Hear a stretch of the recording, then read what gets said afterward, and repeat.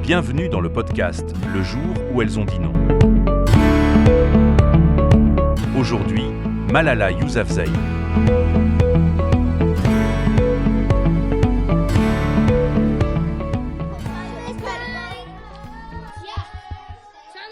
Malala Yousafzai est née en 1997 à Mingora, au Pakistan.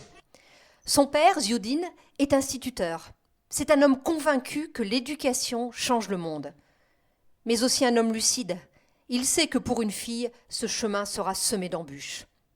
Très tôt, Malala aime les livres, les cahiers, les histoires. Et son père, qui aurait voulu que sa propre fille soit l'égale d'un fils, l'encourage. Il lui dit souvent « Malala, tu es l'oiseau qui doit prendre son envol ».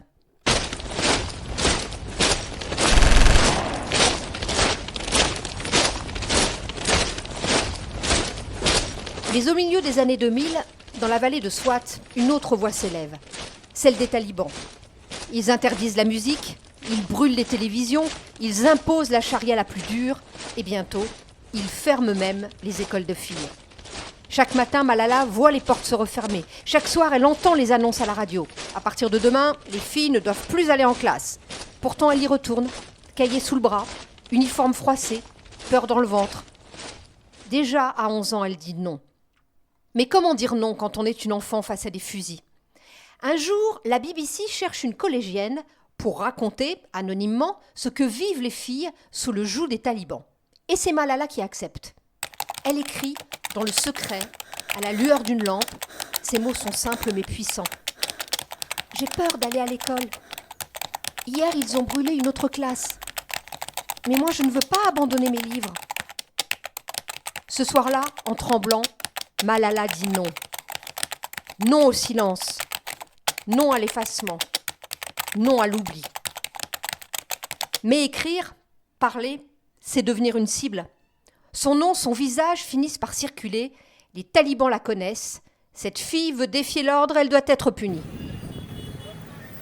Et le 9 octobre 2012, Malala, 15 ans, rentre de l'école en bus comme chaque jour avec ses camarades. Elle rit, parle fort, son cahier serré contre elle, quand soudain, le véhicule est arrêté. Des hommes armés montent, ils demandent « Qui est Malala ?» Le silence tombe, un canon se lève et le coup part. La balle transperce son crâne, touche son cou, le bus hurle et les enfants crient. Malala, elle, sombre dans l'obscurité. Transportée d'urgence dans un hôpital militaire de Peshawar, Malala est plongée dans le coma. Les médecins savent que sa vie ne tient qu'à un fil, mais très vite la nouvelle dépasse les frontières. Le monde entier apprend qu'une adolescente a été attaquée pour avoir voulu aller à l'école. Sa survie exige plus que le Pakistan peut lui offrir. Alors en secret, sous escorte, elle est transférée par avion militaire, destination l'Angleterre. C'est à Birmingham, à des milliers de kilomètres de sa vallée natale, qu'elle ouvrira les yeux. Et quand elle se réveille, des semaines plus tard, c'est dans une chambre blanche, au cœur d'un hôpital anglais. Ses parents ne sont pas encore là. Elle est seule, perdue, et surtout elle n'a plus de maison. Son exil commence.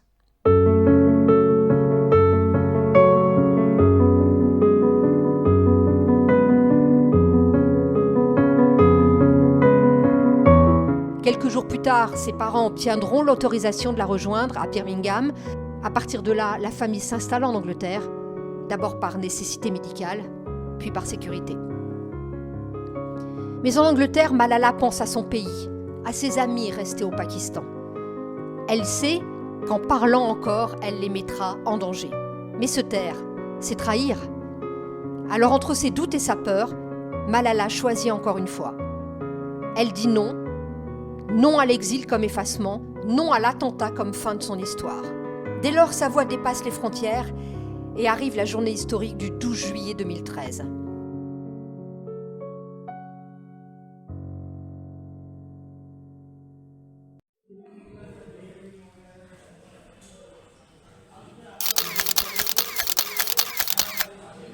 Malala Yousafzai, 16 ans, franchit les portes de l'Assemblée des Nations Unies.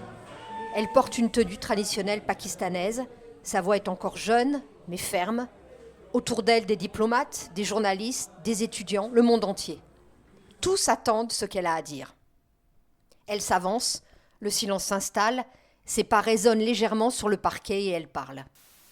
Un enfant, un enseignant, un livre et un stylo peuvent changer le monde. L'éducation est l'arme la plus puissante pour changer le monde. Je dis non à ceux qui veulent nous priver d'éducation. Je dis non à l'oppression. Je dis non à la peur.